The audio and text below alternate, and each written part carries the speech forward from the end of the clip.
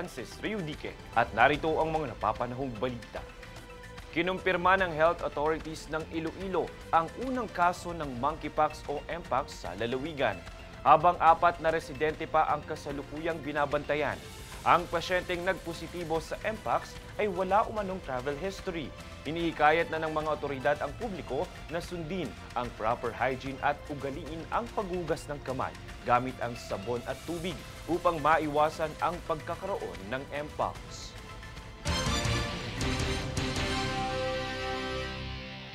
Samantala, matapos makalabas mula sa isang drainage sa isang kalye sa Makati, natunton at sumaklolo ang Department of Social Welfare and Development sa babaeng nag-viral upang tugunan ang kanyang pangangailangan. Tunghayan ang ulat mula kay Jade Buhon. Matapos mag-viral ng babaeng natagpo ang lumabas mula sa isang kanal sa pagitan ng mga kalye ng Rufino at Adelantado sa Legazpi Village sa Makati, ay natunton nito ng Department of Social Welfare and Development o DSWD sa Salcedo Village sa Barangay Bel Air. Ayon sa DSWD, isinagawa ang paghahanap sa nasabing babae upang siya'y kausapin at mabigyan ng karampatang assessment at intervention batay sa kanyang kalagayan at pangangailangan. Natunton ng ahensya ang babae halos isang araw matapos kumalat ang balita at aksyonan ng otoridad ang nasabing kanal. Anila, ito ay bilang tugon sa direktiba ni Pangulong Bongbong Marcos Jr. na agarang saklolohan ang mga tao sa lansangan sa pamamagitan ng pag-abot program. Sa kasalukuyan, matapos ang interbensyon ng ahensya sa pagtuntun sa babae, nasa kustodiya na siya ng Pag-abot Processing Center sa Pasay City. Bahagi pa ng ahensya, kinakailangan niyang sumailalim sa masusing obserbasyon upang matugunan ang kanyang pangangailangan at maiwasan na ang kanyang muling paninirahan sa lansangan. Jade Buhoy, nag-uulat para sa Golden Nation Network. Hybrid elections ang nakikitang solusyon ni Senate Minority Leader Coco Pimentel upang maresolba ang problema at issue tuwing halalan.